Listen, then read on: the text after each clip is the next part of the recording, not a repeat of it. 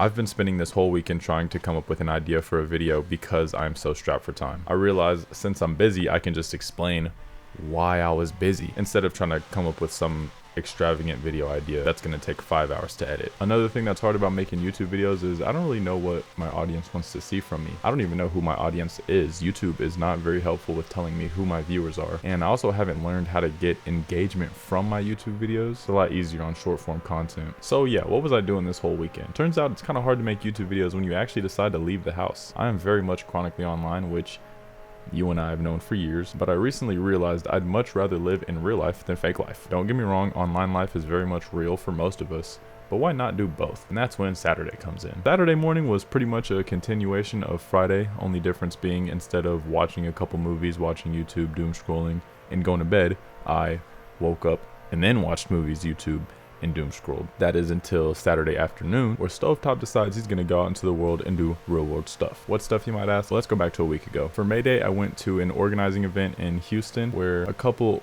organizations came together to talk about canvassing projects, and I literally didn't know what canvassing was until a couple days ago. So you don't need to know exactly what you're doing and be 1000% educated with a complete professional understanding and a degree to go out, meet people, and help people. Anyways, yesterday I teamed up with New Houston, a nonprofit dedicated to workers' rights and bridging the gap between workers' unions and social activist groups. For those of you who don't know, the World Cup is coming to Houston in June, which is exciting, of course, especially for business owners because there's going to be a lot of foot traffic because of all the tourists. But do you know who else is excited for the World Cup to come to Houston?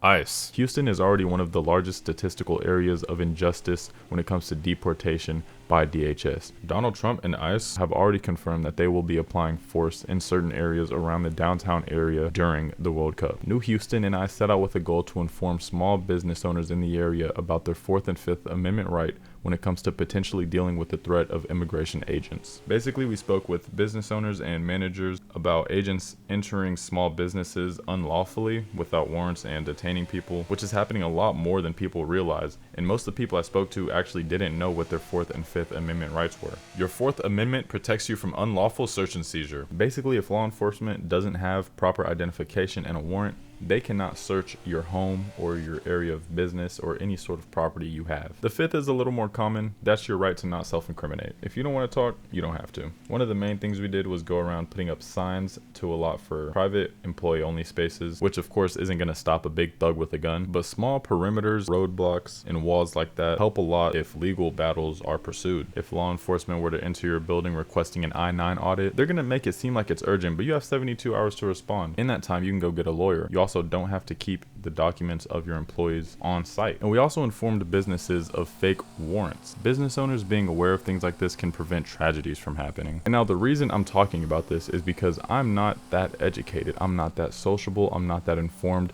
I was extremely nervous and confused and at some points downright uncomfortable, but I was still able to put myself out there and contribute to something I believe in. Obviously, you don't have to go join 10 organizations and knock on doors every weekend. You should.